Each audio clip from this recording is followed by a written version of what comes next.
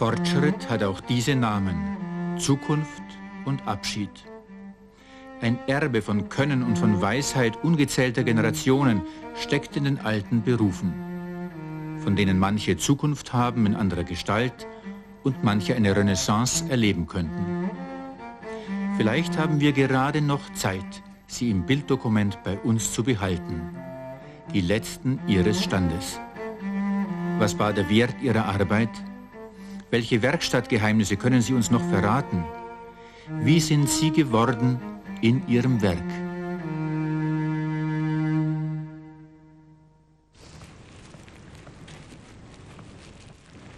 Die alten Gebäude im Hinterhof einer ehemaligen Stahlwarenfabrik stammen aus dem 19. Jahrhundert. Heute beherbergen sie die Werkstatt eines Messermachers. Klingen und Messer aller Art machten Solingen einst weltberühmt. Wilfried Fehrenkampf ist einer der letzten Messerschleifer, die Klingen von Hand so bearbeiten, dass sie besonders scharf sind und das auch bleiben. Blaupliesten heißt dieser besondere Schliff, der sich nach alter Tradition über Jahrhunderte entwickelt hat. Heute sind diese Klingen wieder so begehrt, dass der Meister einfach nicht in Rente gehen kann.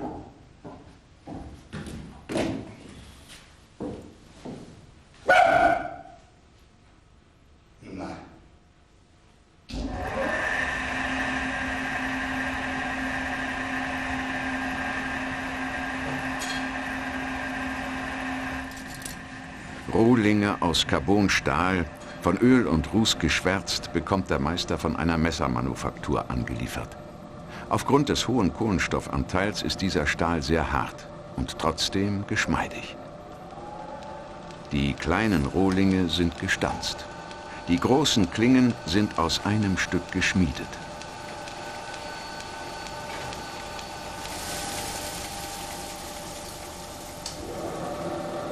Vor dem ersten Schliff wird der Schleifstein auf Quarzsandbasis mit einem Zackeneisen scharf gemacht. Ich werde jetzt hier die Warte schopen, das heißt die Warte schleifen. Die Warte wird jetzt vom Zunder, die Schneide, vom Zunder befreit, damit ich die hinten beim Nassschleifen auf meiner Maschine besser sehen kann oder überhaupt sehen kann. Ich muss die Klinge ja auf der Schneide dünn machen. Und deswegen wird das erste Arbeits hier das Warteschoben gemacht.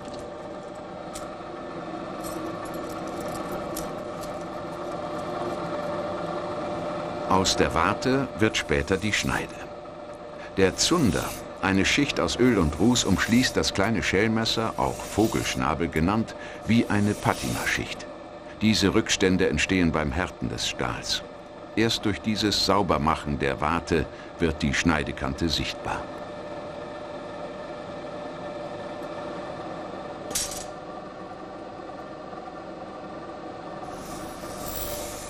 Das wird ein Yatagan-Messer. Der Meister achtet darauf, dem Schwung exakt zu folgen. Die besondere Klingenform geht auf einen arabischen Krummsäbel zurück und dient seit über 150 Jahren als gebräuchliches Vielzweckmesser.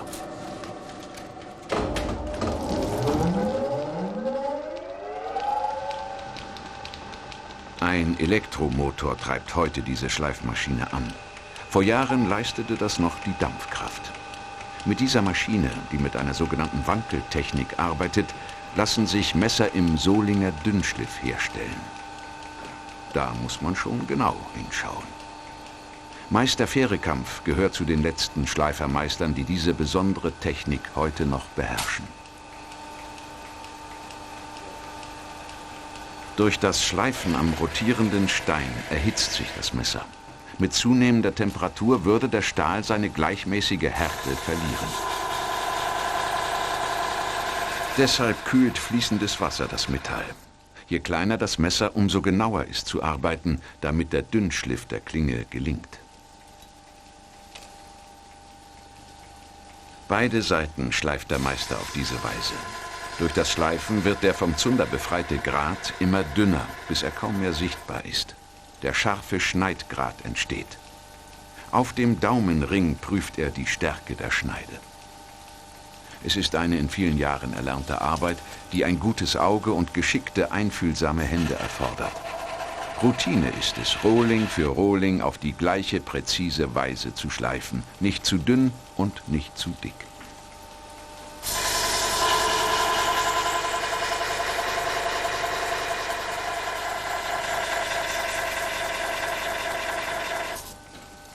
Meister Fehrekamp wechselt das Schleifbrett. Ein bewegliches Werkzeug, das zum Schleifen der Klingen an den nassen Stein herangeführt wird.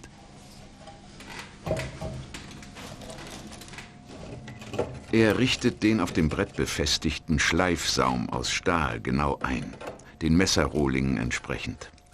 Die Klingen müssen genau in das Werkzeug eingepasst sein, damit sie beim Schleifen am Stein nicht wegrutschen.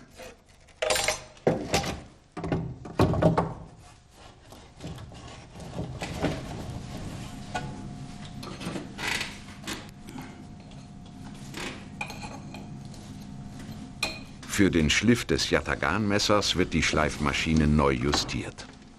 Sie ist gut 100 Jahre alt und wird längst nicht mehr gebaut. Der Schleifer Heinrich Kessel hat sie entwickelt. Ihm war die Arbeit an einem großen, nassen Schleifstein in tief gebückter Haltung zu schwer geworden.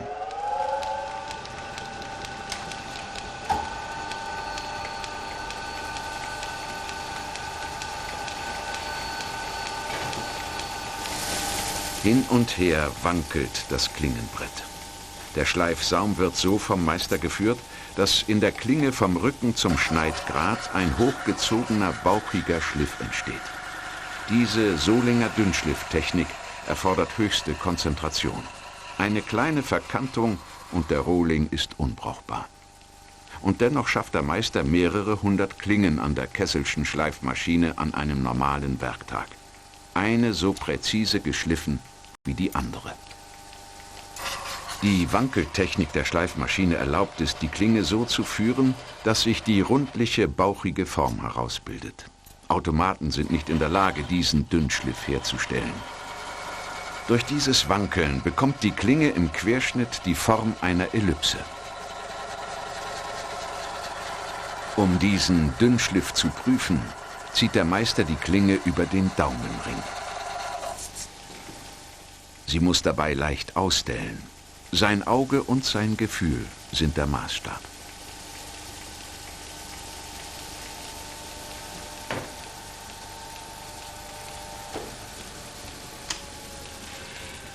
So.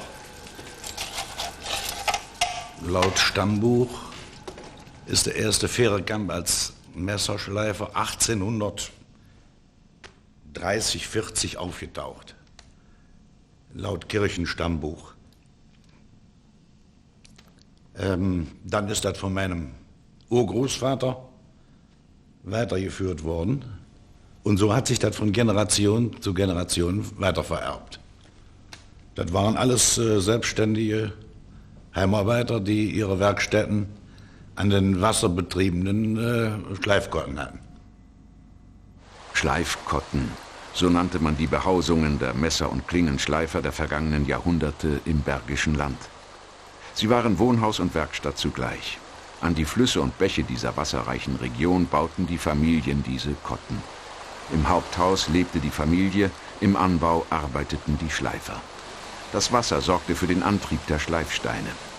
Da neben Klingen auch Schwerter hergestellt wurden, waren große Wasserkräfte nötig, um gewaltige Schleifsteine zu bewegen. Übermannshoch waren sie. Die Schleifer arbeiteten für die großen Manufakturen in Solingen. Durch die Heimarbeit hatten sie eine gewisse Selbstständigkeit und arbeiteten oft für mehrere Betriebe. Um das täglich Brot zu verdienen, mussten auch die Kinder mitarbeiten. Es ist ein Beruf, der mit Dreck und Kraft verbunden ist. Früher waren die Steine, die wurden in der Eifel gebrochen. Das waren Sandsteine. Das war eine gefährliche Sache. Die hatten schon mal Risse. Dann flogen sie auseinander. Da sind auch einige Schleifer zu Tode gekommen. Das wichtigste und kostbarste Werkzeug des Meisters sind diese Holzscheiben aus Eichen- und Buchenholz. Sie dienen zum sogenannten Pliesten, dem Feinschleifen der Messer. Je nach Klingengröße, die zu pliesten ist, sind diese Pliestscheiben in unterschiedlichen Stärken gefertigt. Sie sind mit Filz oder Leder bepflockt. Das Material wird angeraut, um es saugfähig zu machen.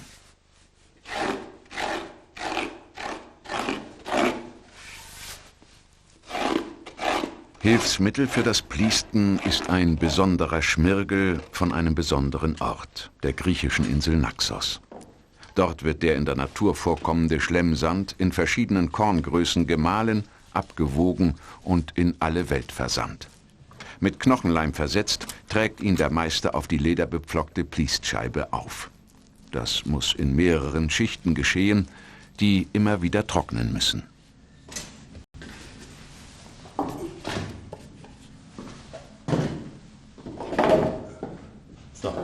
In unterschiedlichen Korngrößen, je nach Feinheit des Schleifvorgangs, steht der Schmirgel für die verschiedenen Arbeitsgänge des Pliestens bereit.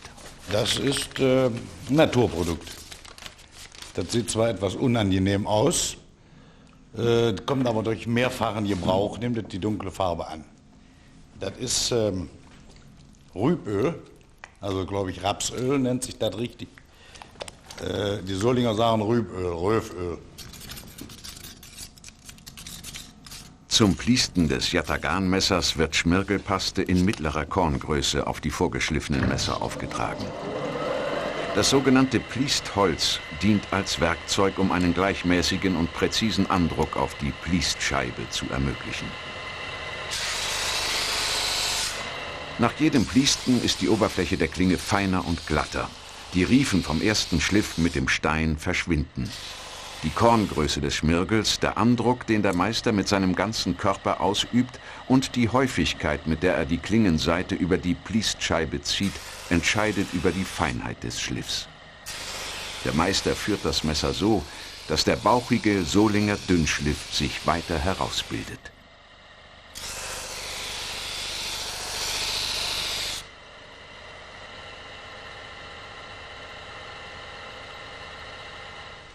Jede Art von Messer braucht natürlich ein eigenes Pliestholz, auf dem sowohl die eine wie die andere Seite der Klinge geschliffen werden kann. Auch für das Küchenmesser mit der hohlen, der konkaven Warte fertigt der Meister ein neues Werkzeug. Ja, ich mache mir ein neues Pliestholz für die hohle Warte. Das Holz ist Buchenholz. Fangwarten heißen die, die das Messer halten.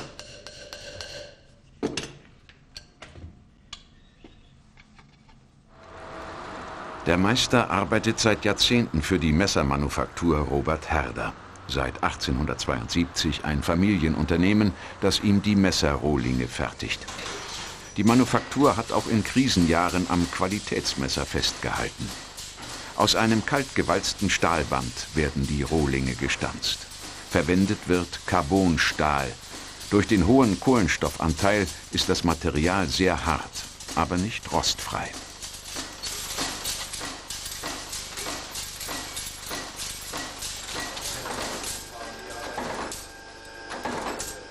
In jede Klinge wird das Symbol eingeschlagen, das seit 100 Jahren diese Qualitätsmesser auszeichnet: die Windmühle.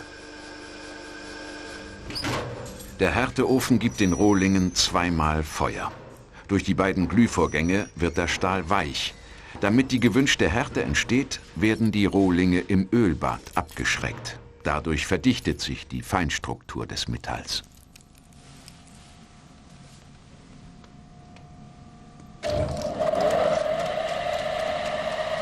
Nun wird das bereits dünn geschliffene Schälmesser gepliestet. 3-mal gezogen, wie der Meister sagt. Das angefertigte Pliestholz ist seine Führung. Feiner Naxos-Schmirgel sorgt für die matt glänzende Oberfläche. Und trotzdem ist das Messer noch nicht schrammenrein.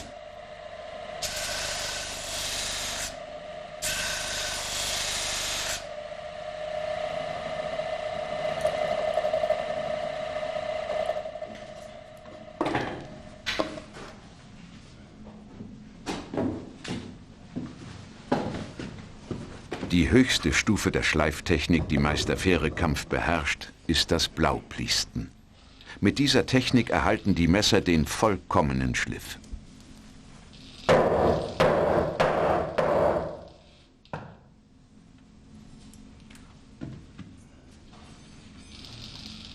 Mit den Blaupliestscheiben und dem aufs Leder aufgetragenen Naxos-Schmirgel bekommen die Messer eine Vergütung, die sie besonders scharf und haltbar macht. Das Blaupliesten verschließt die Oberfläche des Stahls und lässt sie blau schimmern. Durch diese Glättung des Materials ist der Verschleiß des Messers geringer. Wasser und Säuren können den Stahl nicht so angreifen. Mit diesem Polieren auf höchster Stufe wird das Messer natürlich auch noch um einen Hauch dünner, elastischer, was die Klinge noch zusätzlich schärft. Nur noch 2 Meister beherrschen überhaupt dieses Blaupliesten. Diese hohlgebogene, äußerst scharf gepliestete Klinge ist ideal zum Schälen von Gemüse, Kartoffeln und Obst.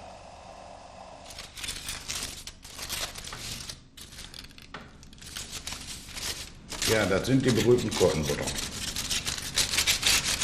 Das Bratwurst, Zwiebel. Und das stärkt die Schläfer. Wenn sich ein Messer im Lauf der Jahrzehnte im Gebrauch so abgeschliffen hat, so hat es seine Schärfe dennoch behalten. Es ist immer noch schärfer als die meisten Edelstahlmesser nach ein paar Wochen. So wie es aussieht, auch ein Beweis seiner Wertschätzung.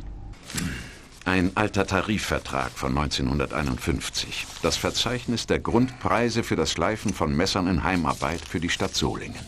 Wurst, Speck und Kochmesser. Jawohl, da haben wir sie. Und dieser Vertrag zwischen Heimarbeitern und den Manufakturen ist bis heute noch gültig. Er schreibt die Preisbasis für 100 Stück geschliffene Messer vor. Breite mit Kropf, Zonenbreite mit Kropf, blau. 8 Zoll, 37,75. Da kommen wir schon der Sache näher. 37,75 plus... Für das Kochmesser schlägt der Meister einen Teuerungsaufschlag von heute 1081% auf, um auf seinen Lohn zu kommen. Der wird jedes Jahr von den Heimarbeitern mit den Messermanufakturen neu ausgehandelt. 90. Ja, das geht. Da kann man so viel magen.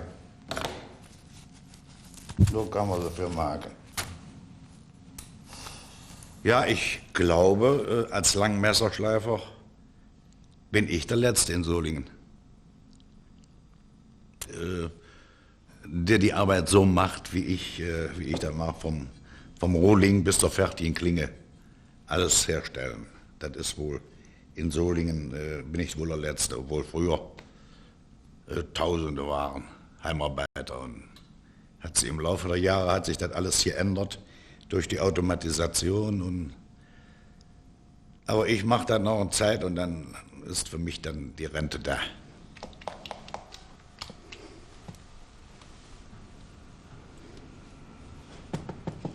Seit 1922 fertigen Schleifer und Blaupliester wie er diesen Typ von Kochmessern für die Manufakturen. Es ist mit schmalem Kropf aus einem Stück Kohlenstoffstahl geschmiedet, bereits dünn geschliffen und wird nun mit Naxos-Schmirgel vorgepliestet.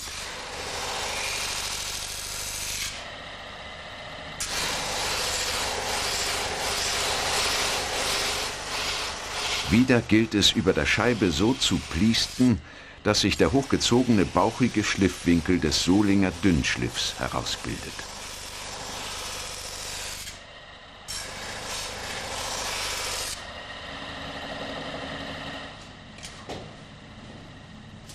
Die Werkstatt hat Meister Fährekampf über viele Jahre ganz so, wie er es braucht, ausgestattet. Die Maschinen für seine Arbeit zum Teil selbst zugerichtet.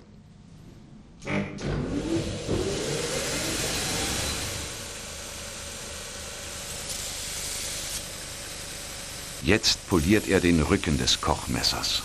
Rückenmarken, wie die Solinger Schleifer es von jeher nennen. Die Messer zieht man über ein im Kreis laufendes Schleifband. Auch der Kropf des Messers wird noch herausgearbeitet. Feines Gespür und Formgefühl ist notwendig, um den Stahl in die gewünschte Form zu bringen.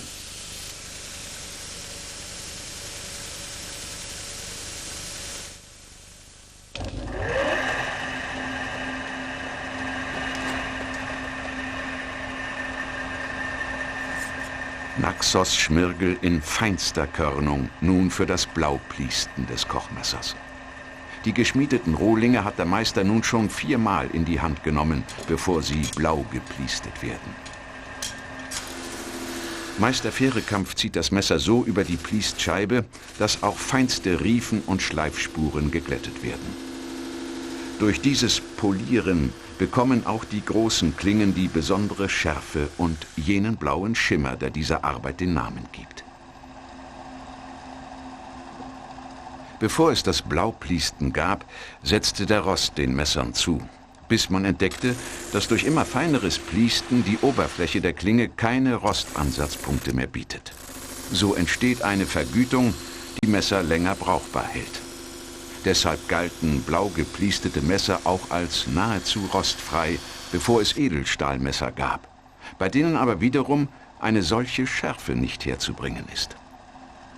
Diese Klingen zeigen bei der Nagelprobe die kleine Welle an der Schneide, die für dünn geschliffene Messer aus Solingen typisch ist.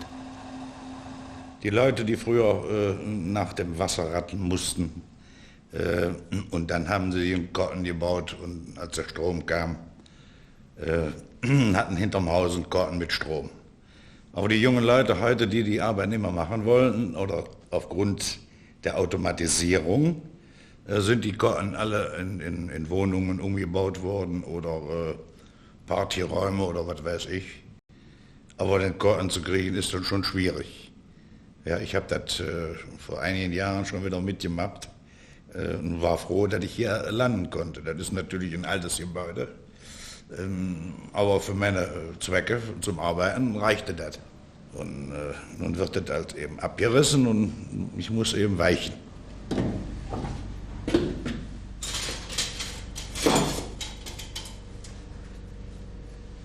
Ich muss den Schmirgel, den ich mit Öl vermischt habe, den muss ich auf die Klinge bringen zum Bearbeiten. Und dann ist der sehr anhaftend. Und dann muss ich die Klinge in Reinigungsbenzin stellen, damit sich der Schmirgel mit dem Öl löst. Und um die Klinge sauber zu kriegen, muss ich sie in Seemehl wälzen. Der letzte Rest ist Wiener Kalk, um alle Fette, die auf der Klinge haften, zu entfernen.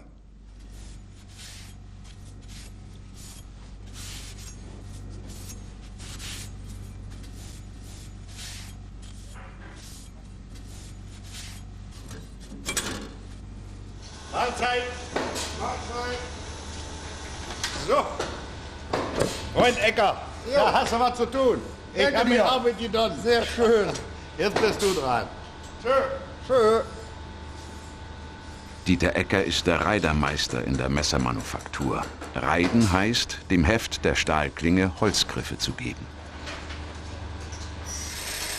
Zugeschnittene Schalen aus Kirschholz werden gebohrt, wo die Stiftnieten die Kirschholzstücke mit dem Klingenschaft verbinden.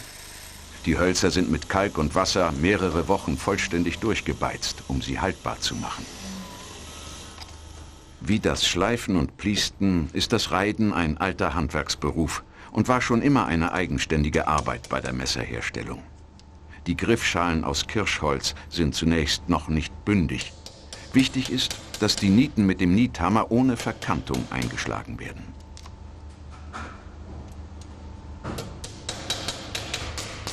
Der Reidermeister verwendet Messingnieten. Sie sind nicht nur ansehnlicher, sondern auch formstabiler.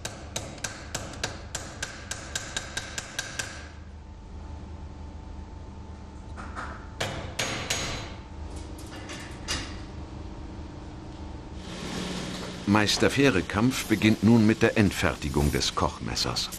Zunächst schleift er den Kirschholzgriff auf den gleichen Umriss des Klingenheftes herunter und versäubert ihn. Schuren nennen das die Solinger Blaupliester. Eine Holzscheibe mit weichen Flachslappen dient dazu, das Kochmesser auf Hochglanz zu bringen.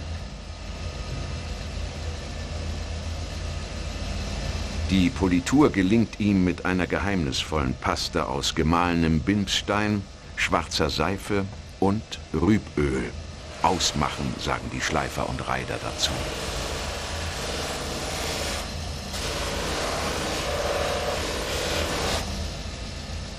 Um den Griff noch geschmeidiger zu machen, kommt etwas Fett in die rotierenden Flachslappen.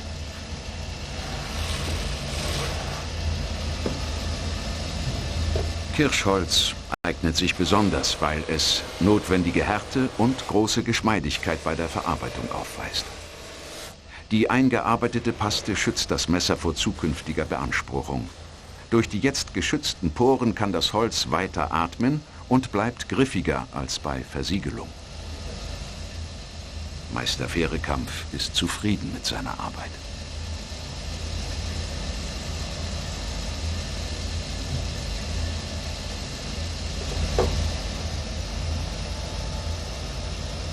Das ist für mich schon ein Schlag, hier rauszugehen. Naja, einmal muss man natürlich in Rente gehen und wenn man das Alter hat, dann soll man das auch tun. Und es ist nur so bei mir, ich habe da noch so ein paar Lehrlinge, die müssen noch ein bisschen lernen. Und dann mache ich mit der Windmühle weiter. Denen bringe ich dann noch so ein bisschen bei, dass sie es hinterher können, dass die Firma auch weiter existieren kann durch Qualität. Denn Qualität ist heute das, was am Markt hier verlangt wird. Der Dünnschliff ist bei der Windmühle immer noch gefordert und gefragt. Mir tut das schon leid.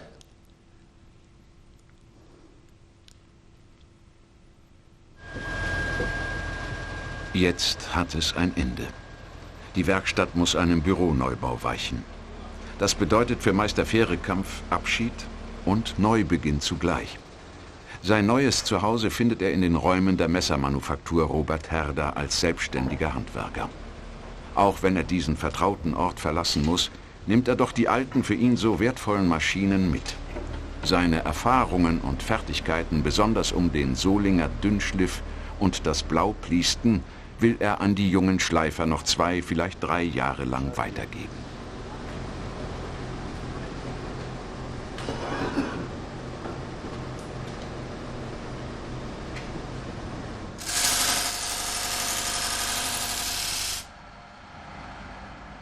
Nach nunmehr 30 Jahren werden wieder junge Schleifer und Pliester zur Prüfung vor der Industrie- und Handelskammer zugelassen. Der Beruf war nahezu ausgestorben. Für Meister Fehrekamp ist es eine Genugtuung, dass solche Handwerksqualität wieder gefragt ist. Hast du den Zug gleichmäßig draufgebracht, siehst du das? Und so wollen wir die blauen Messer haben. Die müssen langsam drüber gezogen werden, die Klinge muss schön langsam bearbeitet werden. So ist Qualität, so wollen wir es haben.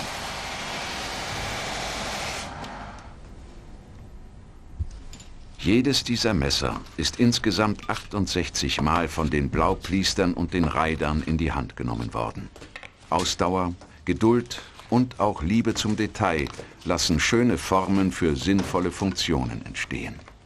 Ganz nach dem Leitspruch des Gründers Robert Herder: dünn, derb, nagelgehend, haarscharf auf der Warte. So müssen Messer sein.